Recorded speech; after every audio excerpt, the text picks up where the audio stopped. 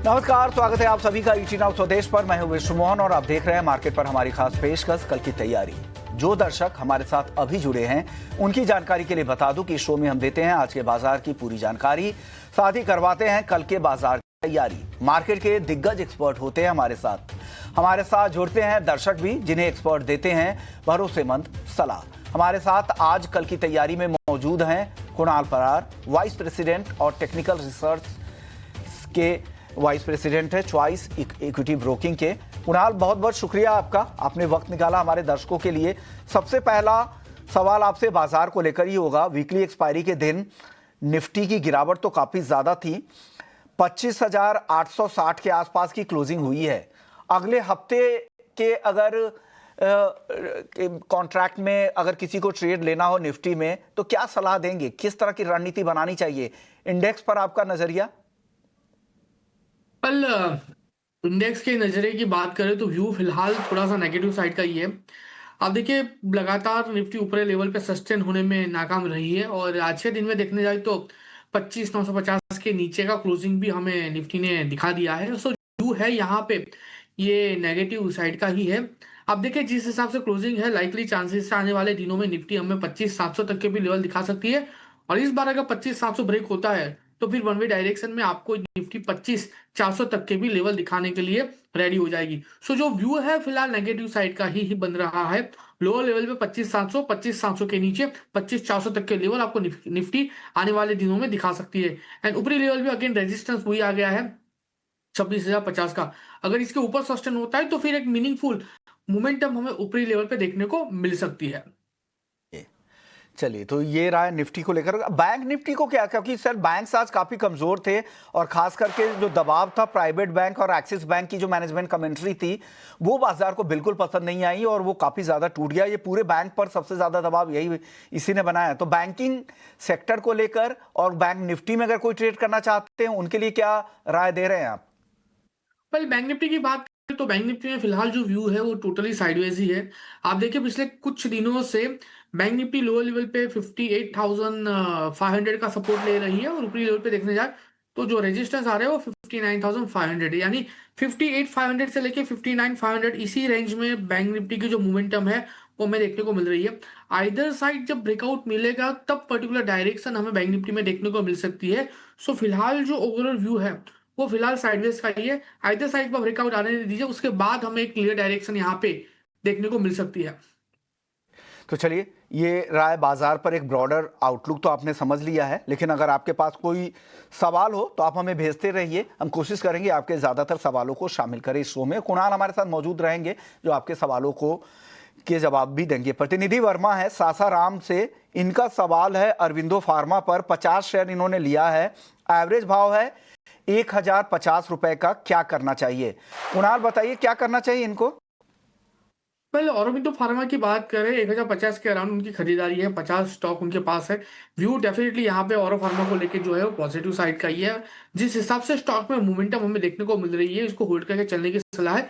आने वाले दिनों में यहाँ पे 1240 एंड 1240 ब्रेक होगा तो 1,300 तक के भी लेवल एज अ टारगेट हमें इस स्टॉक में देखने को मिल सकते हैं। सो एग्जिस्टिंग पोजिशन को यहीं पे होल्ड करके चलने की सलाह रहेगी।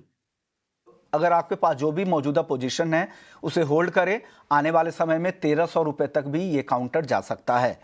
अगले दर्शक हमारे साथ धीरज पांडे हैं गोरखपुर से, इनके पास कोफोर्ज के 125 शेयर हैं 1,295 रुपए के भाव पर। कहना चाह रहे हैं कि मुनाफा बुक कर लूं या अभी होल्ड करूं, क्या सलाह कोफोर्ज में कुणाल जी?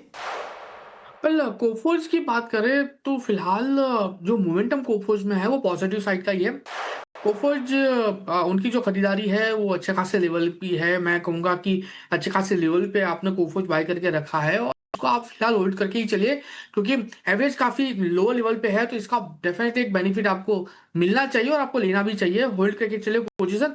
आने वाले दिनों में ये स्टॉक आपको 2,000 तक के लेवल दिखा सकता है और इस बार अगर 2,000 ब्रेक हुआ तो फिर वन वे रैली आपको ये 2,300 तक के लेवल तक भी दिखा सकता है। सो ये स्टॉक में से जल्दी एग्जिट करके चलने की सलाह बिल्कुल नहीं रहेगी। एग्जिस्टिंग पोजीशन को आपको होल्ड करके चलने की सलाह है। ओके, चलिए अगले दर्शक का सवाल ले लेते हैं। चंदन यादव है बिहार से, आईटीसी के 220 शेयर से इनके पास 395 रुपए के भाव पर इन्होंने लिया है। इन 6 महीने से प्रॉफिट होगा या निकल जाओ? 6 महीने ये होल्ड कर सकते हैं। क्या करना चाहिए आईटीसी को लेकर? इनकी क्या राय है? मामूली प्रॉफिट हो रहा है अभी इनको 1475 रुपए के आसपास का, बने रहे या निकल जाए? वेल आईटीसी की बात करें, एक्चुअली 395 के अराउंड की उनकी खरीदारी है और स्टॉक 402 के अराउंड है। मैं कहूंगा कि इतना जल्दी एग्जिट करके चलने की सलाह बिल्कुल नहीं रहेगी।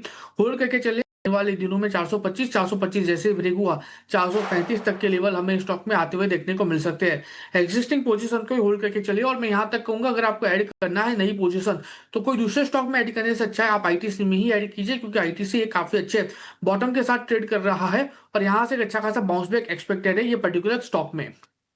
बैक की उम्मीद कर रहे हैं कुणाल, यहां से ऐड करने के लिए ये पोर्टफोलियो स्टॉक है, ऐड कर सकते हैं ऐसा इनका मानना है। नारायण भानुशाली हैं उदयपुर से, ग्रासिम के 78 शेयर इन्होंने ले रखे हैं 2584 के भाव पर।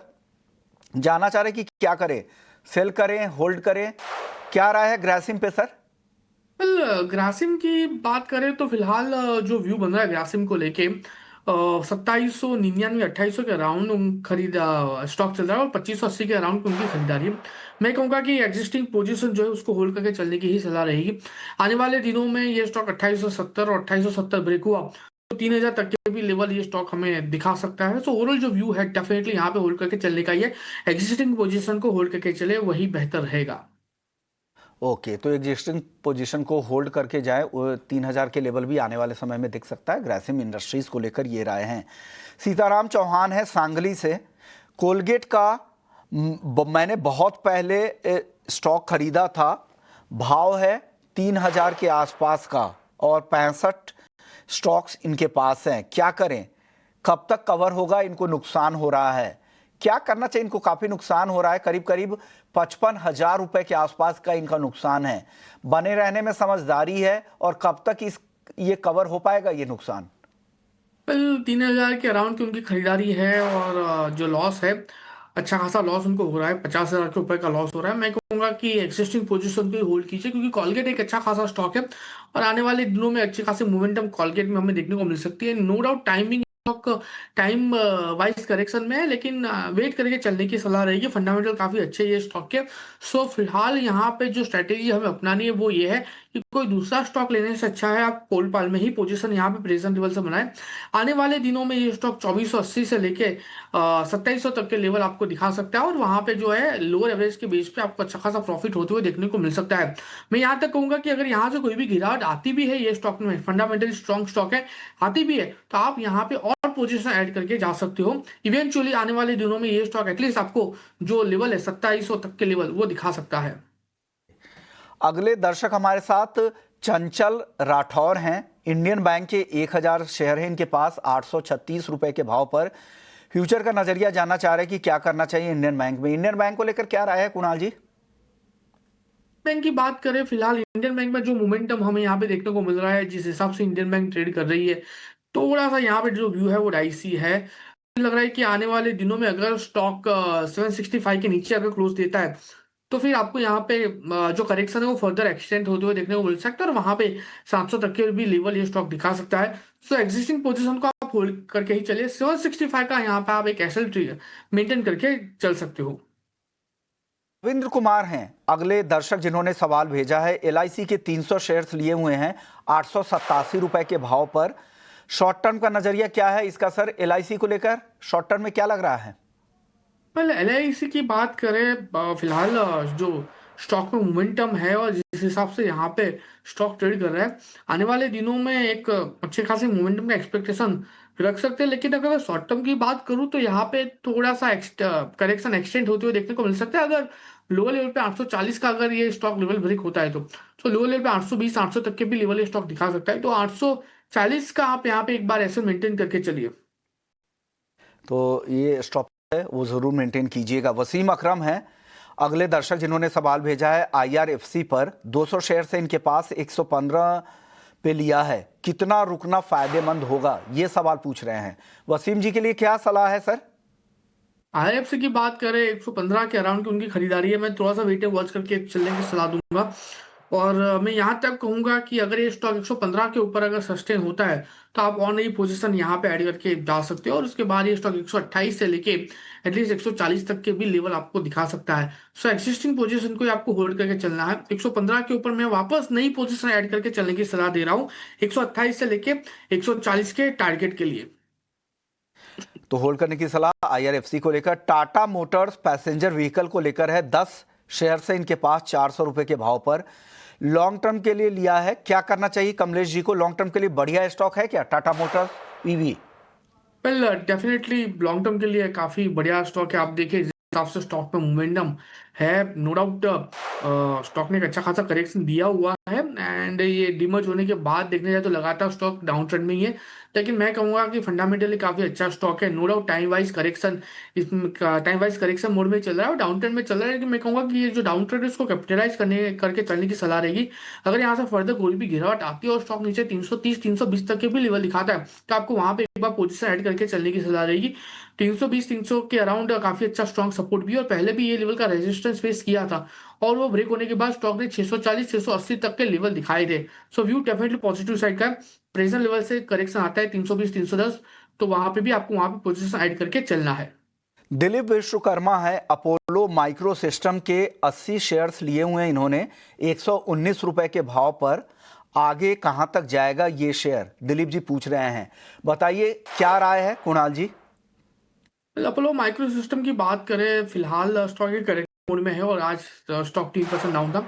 मैं कहूँगा एक यहाँ पे एक छोटा सा एसएल मेंटेन करके चले 219 का। अगर 219 के नीचे अगर स्टॉक क्लोज होता है तो ये वापस ये स्टॉक आपको 165 तक के लेवल दिखा सकता है। सो आपको यहाँ पे 219 का एक एसएल मेंटेन करके चलने की सलाह रहेगी। रंजीत गानोजे हैं अकोला से, जिंदल शॉ के 171 शेयर्स लिए हुए हैं 197 रुपए 197 पर। क्या करना चाहिए? 6 महीने का नजरिया है जिंदल शॉ को लेकर, क्या राय है सर? स्टॉक फिलहाल 163 के अराउंड है, उनकी खरीदारी 197 के अराउंड है, और जो स्टॉक क्वांटिटी 171 के अराउंड है। मैं कहूंगा कि प्रेशर लेवल्स आपको यहाँ पे ऐड करके चलने की सलाह रहेगी। आने वाले दिनों में स्टॉक बाउंस बैक में 195 से लेके एटलीस्ट 223 तक के लेवल आपको दिखा सकता है। फंडामेंटल देखने जाए तो स्टॉक का काफी अच्छा है, यहाँ पे प्रेशर लेवल पे ही एवरेज करके चलने की सलाह रहेगी पर्टिकुलर काउंटर में। बंधन बैंक पर है सुभाष नाहर जी का, 145 के भाव पर इन्होंने खरीदा है 5000 शेयर्स। बंधन बैंक में क्या करना चाहिए? बंधन बैंक की बात करें तो फिलहाल जिस हिसाब से स्टॉक ट्रेड कर रहा है, व्यू मेरा यहाँ पे पॉजिटिव साइड का ही है। 149 के अराउंड स्टॉक है, प्रेजेंट लेवल पे होल्ड करके चलने की सलाह है। अगर खरीदारी करनी भी है तो आप खरीदारी करके जा सकते हैं। ऊपरी लेवल पे 160 और 160 जैसे ही ब्रेक होगा आपको 170 तक के भी लेवल एज ए टारगेट ये स्टॉक दिखा सकता है। चलिए अब शुरू कर लेते हैं वीआईपी स्टॉक्स।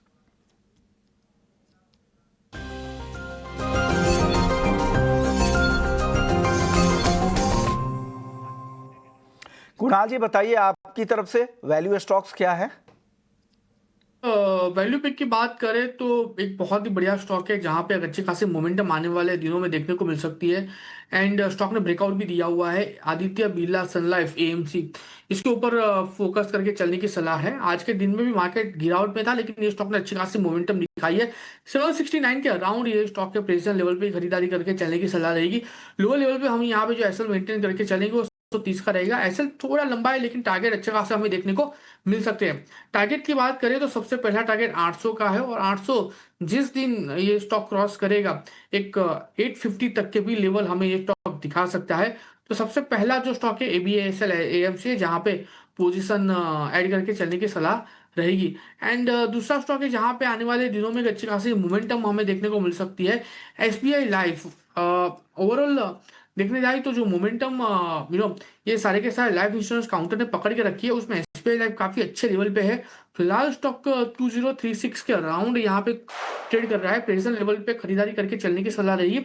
लोअर लेवल पे जो एसएल हम यहाँ पे मेंटेन करके चलेंगे वो रहेगा 1990 का। टारगेट की बात कर लेते हैं तो जिस हिसाब से स्टॉक ट्रेड कर रहा है पहला टारगेट 2071 का रहेगा, और जैसे ही ये ब्रेक होगा आपको ऊपरी लेवल पे 2130 तक के भी लेवल ये स्टॉक दिखा सकता है। ओके, तो पहला स्टॉक था एबीएसएल एएमसी 770 के आसपास है, 730 स्टॉप लॉस लगाए 800 से 850, और दूसरा एसबीआई लाइफ। बहुत बहुत शुक्रिया कुणाल जी। 10 सेकंड में सर डिस्क्लेमर जो भी राय दी है उससे जुड़े हुए।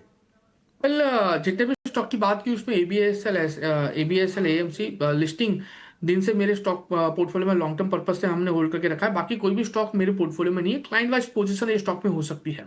शुक्रिया आपका, आपने वक्त निकाला।